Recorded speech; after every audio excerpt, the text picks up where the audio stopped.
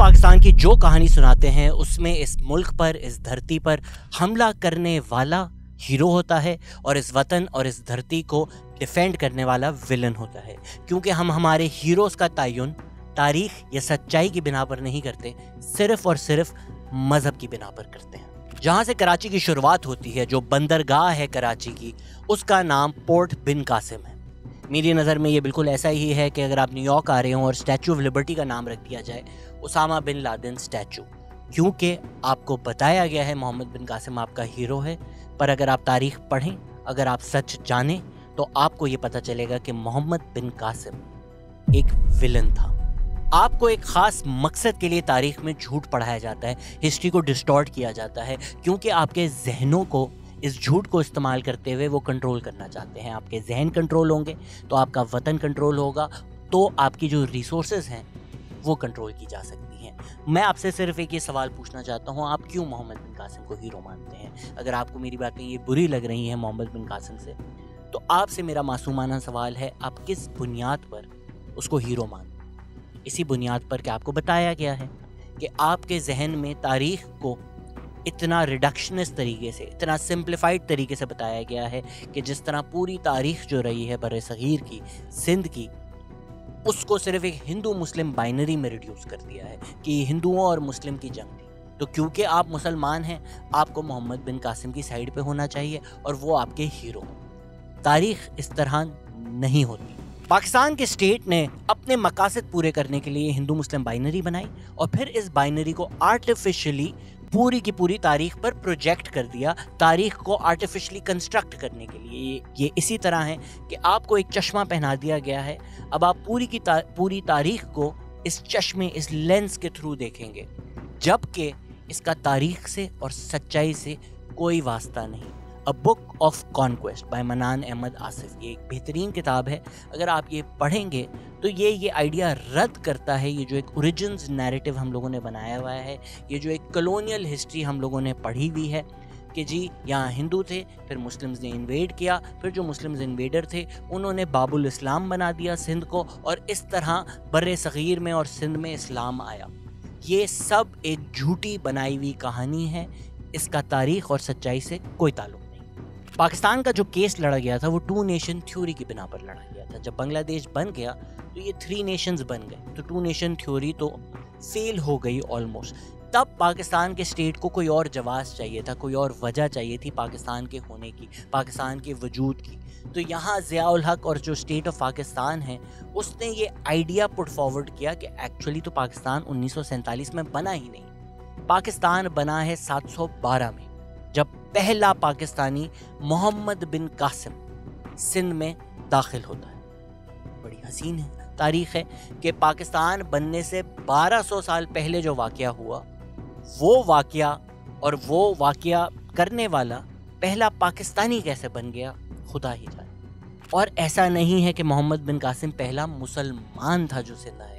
इस्लाम इस खित्ते में शुरू से आ चुका है, मुसलमान इस खित्ते में शुरू से आ चुके हैं। मोहम्मद बिन कासिम खुद इधर मुसलमानों को मारने आया था, पर पाकिस्तान को अपनी ओरिजिन स्टोरी के लिए एक जंगजू स्टार्ट चाहिए था, एक कॉन्क्वेस्ट की स्टोरी चाहिए थी, अपने आप को हीरो बना के पेश करने के लिए, पाकिस्तान को एक स्टोरी ऑफ कॉन्क्वेस्ट बनाने के लिए।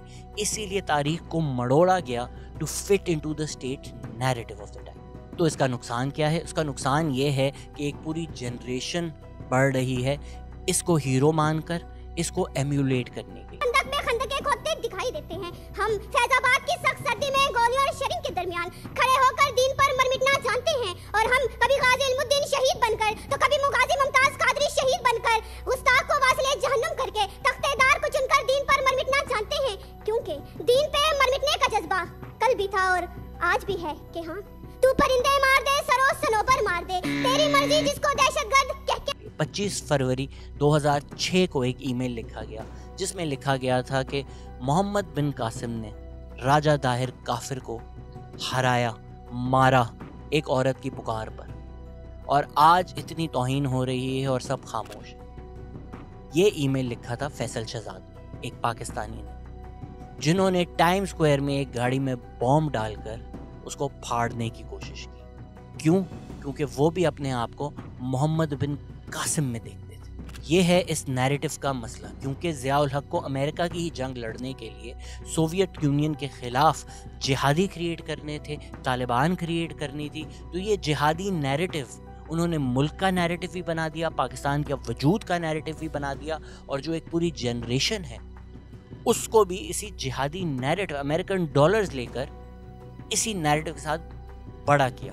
اور اسی جنریشن، اسی سوچ کی پیداوار ہیں فیصل شہزاد جیسے لوگ، جنہوں نے طالبان کی مدد سے نیو یارک میں جا کر ٹیررزم کرنے کی کوشش کی۔ Like I always say, you are who your heroes are۔ اگر آپ کو بتایا جائے گا محمد بن قاسم آپ کے ہیرو ہیں تو آپ بھی محمد بن قاسم بننا چاہیں گے۔ آپ اپنے آپ کو انویڈرز میں دیکھیں گے، نہ کہ مقامی لوگوں میں، نہ کہ اپنے آباء و اجداد میں، نہ کہ راجہ داہر میں۔ جیسے میں نے کہا کہ آپ محمد بن قاسم بننا تو چاہتے ہیں، پر کیا آپ جانتے بھی ہیں محمد بن قاسم کون تھا؟ محمد بن قاسم گورنر حجاج بن یوسف کے نیفیو بھی تھے، ان کے داماد بھی تھے، اینڈ جب انہوں نے سندھ پر حملہ کیا he was very young۔ کئی جگہ لکھا گیا ہے 16 یا 17 ان کی عمر تھی۔ تو حجاج بن یوسف نے ان کو اس وجہ سے نہیں سلیکٹ کیا تھا کہ یہ بہت بڑے کوئی کمانڈر تھے یا ان کو ملٹری ٹیکٹک سمجھ میں آتی تھی۔ ان کی نظر میں یہ اممیچور تھے، یہ بے وقوفانہ تھے، تو یہ کچھ اپنی مرضی سے نہیں کریں گے، یہ لوئل رہیں گے، اور حجاج بن یوسف ہر چیز کنٹرول کرے گا۔ اسی لیے انہوں نے انشور کیا تھا کہ میرے میسیجز اس تک فوراً پہنچے، اور اس کو کہا گیا تھا کہ میں جو تمہیں نصیحت دوں وہی تم نے فالو کر۔ اور حجاج بن یوسف خود بھی کوئی اسلام کا ہیرو نہیں تھا، وہ ایک ظالم گورنر تھا، حد تک وہ اتنے ظالم تھے کہ انہوں نے کعبہ پر حملہ کیا۔ اس وقت جب پلگرمز جو ہیں وہ کعبہ کے اندر تھے، انہوں نے کعبہ کو آگ لگانے کی کوشش کی، انہوں نے کیٹاپولٹس پھینکے اس کے اندر، کعبہ کی دیواریں ٹوٹ گئیں، حد تک حجرہ اسود تک ٹکڑے ٹکڑے ہو گیا، 3-4 ٹکڑے ہو گئے اس کے کہا جاتا ہے، صرف اس وجہ سے کہ جو ابن الزبیر ہیں انہوں نے ان کو حج کرنے کی اجازت نہیں دی تھی، انہوں نے اس کا قتل کر کے اس کی لاش کعبے کے دروازے پہ لٹکا دی تھی۔ یہ ہے حجاج بن یوسف، جس کو آج ہم اسلام کا ہیرو مانتے ہیں، جس کو ہم کہتے ہیں وہ اتنا رحم دل تھا کہ ایک عورت کی پکار سن کر وہ آ گیا۔ یہ اس حجاج بن یوسف کی حقیقت ہے۔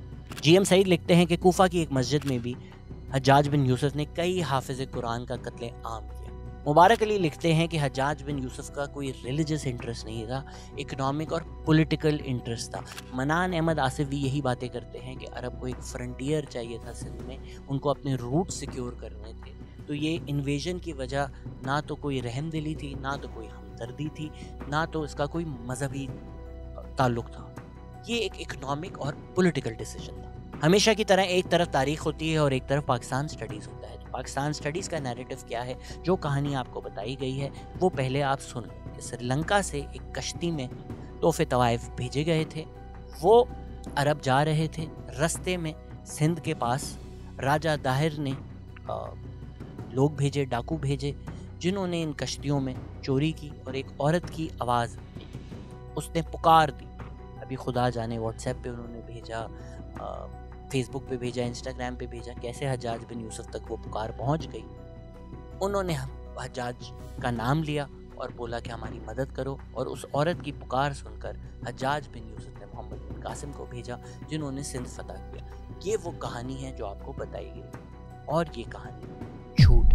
اگر آپ مبارک علی کی کتاب ان دا شیڈوز آف ہسٹری پڑھیں تو وہ کہتے ہیں کہ سندھ کا فتح کرنا کوئی ایک سنگل انویژن نہیں تھا، کوئی ایک سنگل ایونٹ نہیں تھا، it was the continuation of the Umayyad caliphate's imperialism. G M Saeed بھی ایگزیکٹلی یہی آرگیو کرتے ہیں کہ بھئی اگر ایک عورت کی آواز چیخ و پکار سن کر ہی حجاج بن یوسف نے محمد بن قاسم کو بھیجا، تو اس سے پہلے جو 14 حملے کیے تھے، جو 14 اٹیمپٹس کیے گئے تھے کانکویسٹ کے، اس کا کیا جواز تھا، اس کی کیا وجہ تھی؟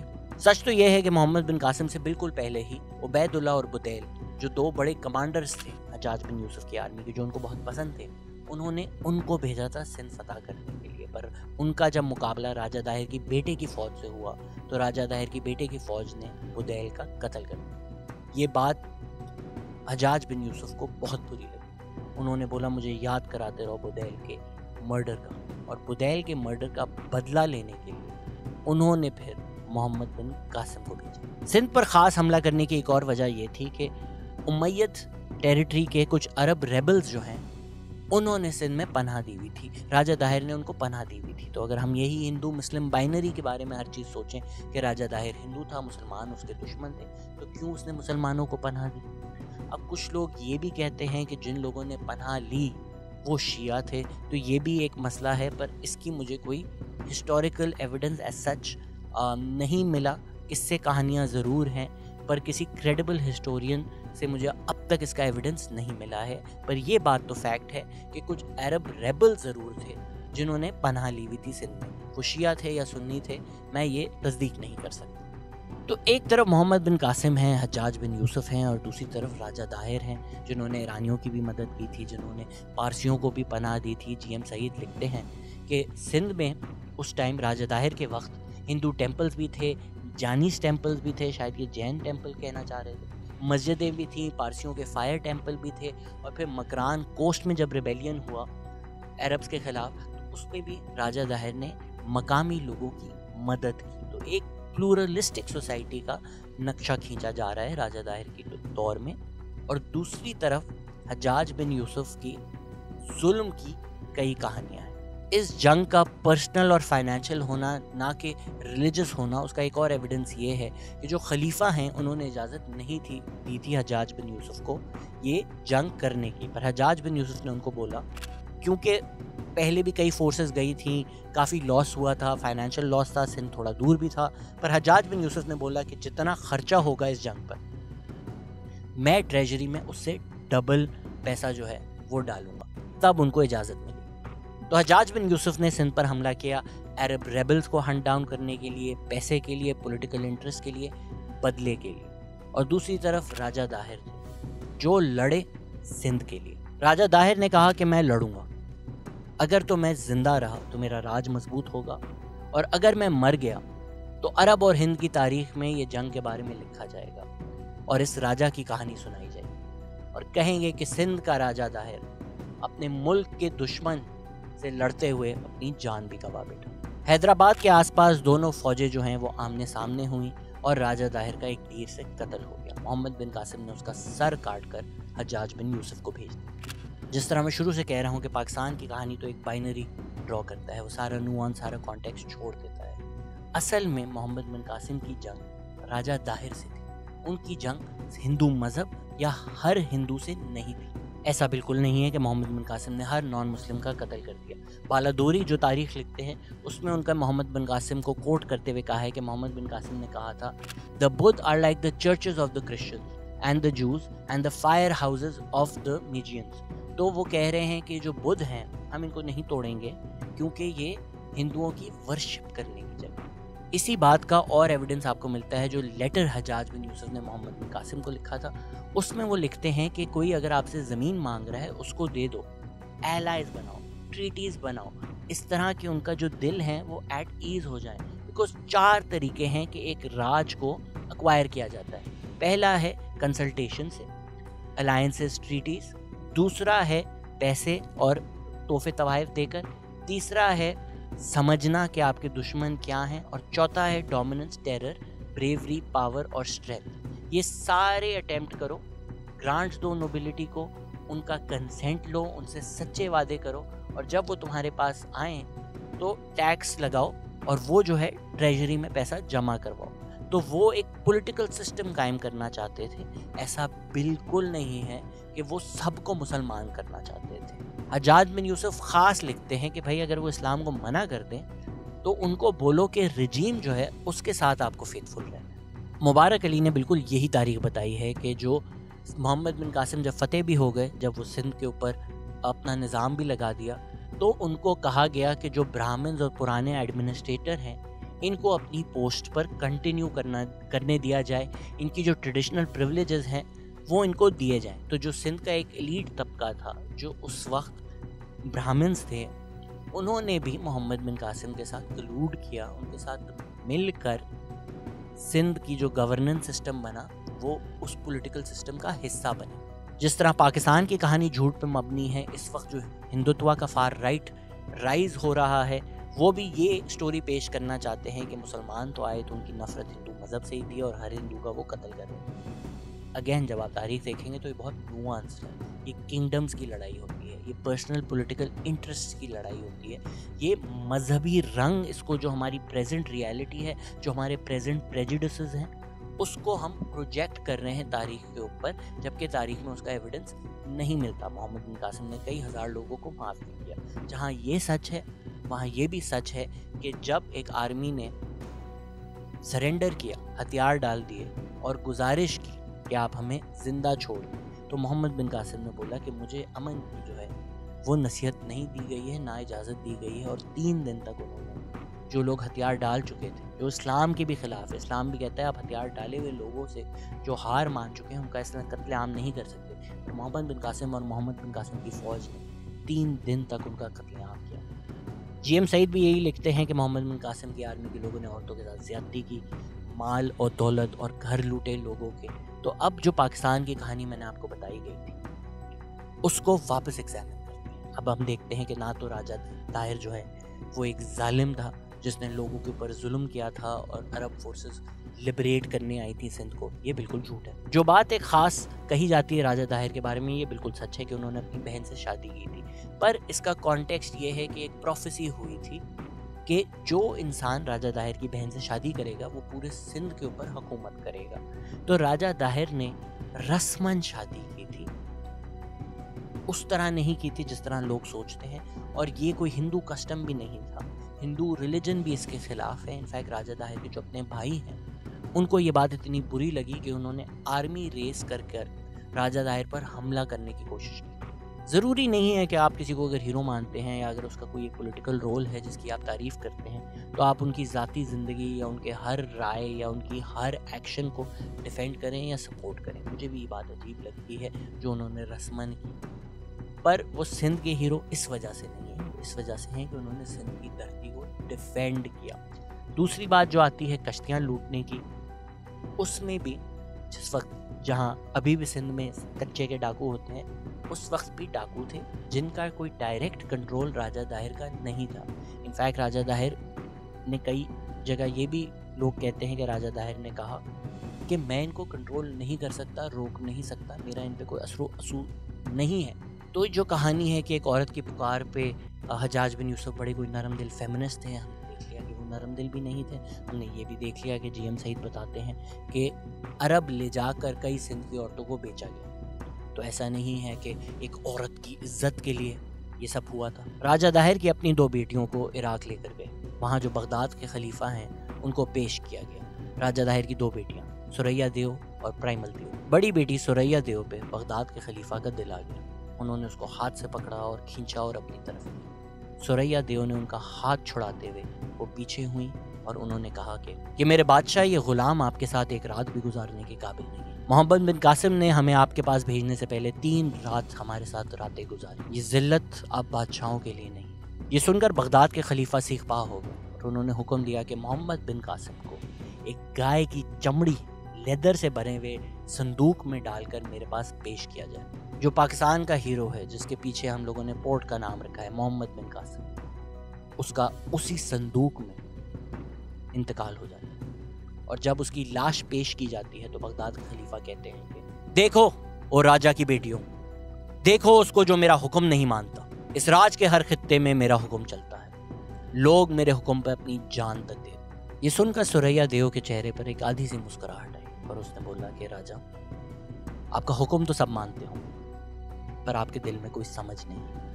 محمد بن قاسم نے تو مجھ پر ہاتھ بھی نہیں لگایا، لیکن اس نے میرے باپ کا قتل کیا، اس نے میرے آباء و اجداد کا سندھ تباہ کیا، ہمیں غلام بنایا، اور میں نے آج اس کا بدلہ لیا، اور آپ نے اپنی عقل استعمال کیے بغیر، کوئی انویسٹیگیشن کیے بغیر حکم جاری کر دیا۔ یہ سن کر بغداد کے خلیفہ نے دونوں بیٹیوں کو اریسٹ کرنے کا حکم دیا۔ اس کہانی کے بارے میں آپ پڑھ سکتے ہیں منان آصف کی کتاب اے بک آف کانکویسٹ میں، ہم اس کو ایک DP بک کلب کی ویڈیو میں ڈیٹیل میں بھی ڈسکس کریں۔ اب آپ خود مجھے بتائیں کہ یہ کیسا ہیرو ہے؟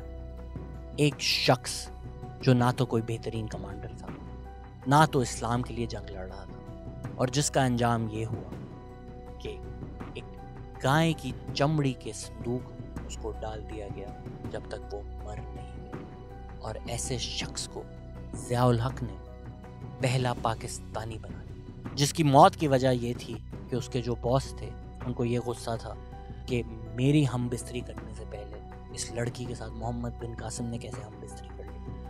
یہ ہے فتح سندھ کی حقیقت.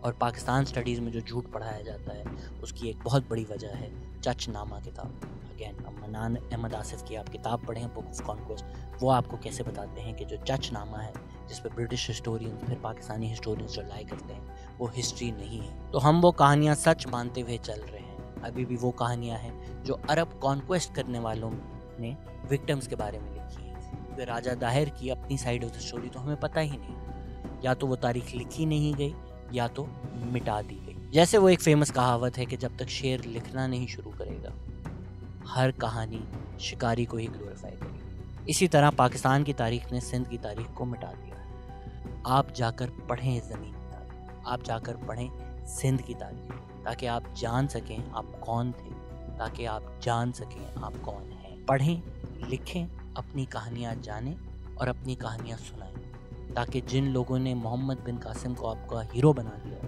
وہ کل کو خادم رضوی کو بھی آپ کا ہیرو نہ بنا دے. اگر آپ چاہتے ہیں کہ ڈاکٹر شاہ نواز کے مرڈر جیسے واقعے سندھ میں عام نہ ہوں, سندھ کی رواداری, سندھ کا پلورلزم, سندھ کی ٹالرنس, سندھ کی ایکسیپٹنس, سندھ کا جو پیار بھرا کلچر ہے وہ جاری رہے, تو اس سندھ کا ہیرو ہونا چاہیے راجہ طاہر, نہ کہ محمد بن قاسم. یہ جان لو کہ اگر ضیاء الحق کی نظر میں پہلا پاکستانی وہ تھا جس نے سندھ کی عورتوں کے ساتھ زیادتی کی, جس نے سندھ کی عورتوں کو بیچا, جس نے سندھ کی ریسورسز چوری کی, تو ضیاء الحق کیا کرنا چاہتا تھا سندھ کے ساتھ. پڑھو, لکھو, جانو, بولو, تاکہ یہ آپ کے ساتھ نہ ہو سکے.